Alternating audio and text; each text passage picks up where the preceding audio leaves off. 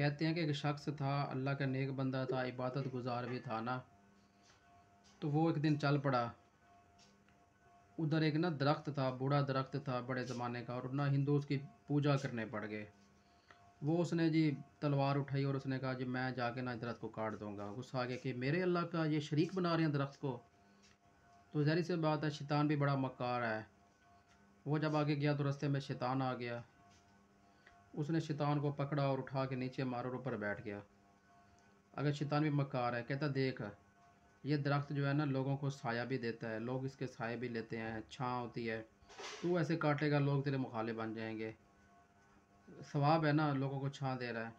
दूसरा, भाई तू अपनी इबादत कर, अब तू काटेगा तू इस झगड़े में पड़ जाएगा।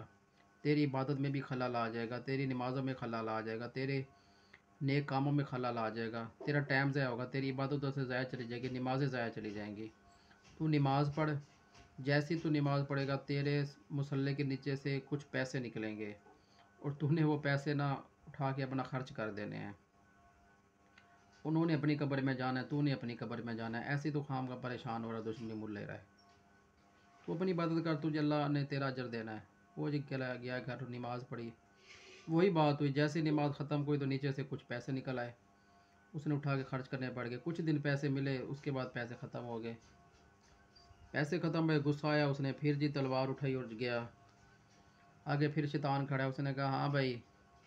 शैतान कहता कि बड़ा मकार था, कहता उसको गिरबान से पकड़ा, उल्टा शैतान ने पकड़ के उसको नीचे गिरा देने, ऊपर बैठ गया। वो बिरा हैरान के पहले तो तुझे मैंने गिराया था नीचे, अब तूने मुझे गिरा दिया, ये क्या बात हुई।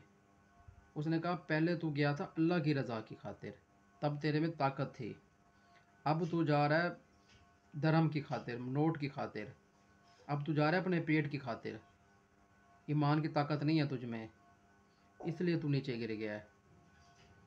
तो वो बड़ा परेशान हुआ कि वाकई जो है ना, हमें नफ्स की ग़ुलामी नहीं करनी चाहिए, हमने नफ्स को अपना ग़ुलाम बनाना चाहिए। अल्लाह के हाँ जो है ना, नफ्स का ग़ुलाम ना हो, नफ्स हमारा ग़ुलाम हो।